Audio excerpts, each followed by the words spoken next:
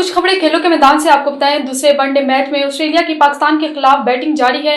दोनों टीमों के दरमियान मैच एडिलेड ओवल ग्राउंड में खेला जा रहा है, जहां कौमी टीम के कप्तान मोहम्मद रिजवान ने टॉस जीतकर ऑस्ट्रेलियाई कप्तान पैट कमिंस को पहले बैटिंग करने की दावत दी।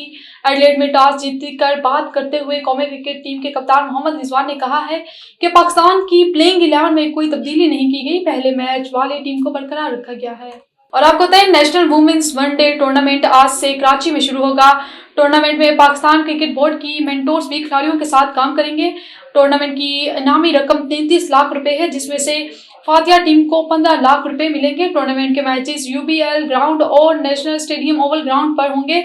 निदा डार, फातिमा सना, मुनीबा अली, आलिया रियाज और सिद्रा अमीन टीमों की क़ियादत करेंगी।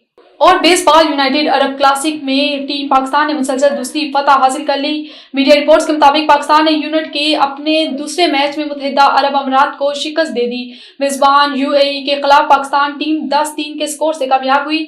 इससे कबल पाकिस्तान ने पहले मैच में बांग्लादेश को 10-0 से शिकस्त दी थी।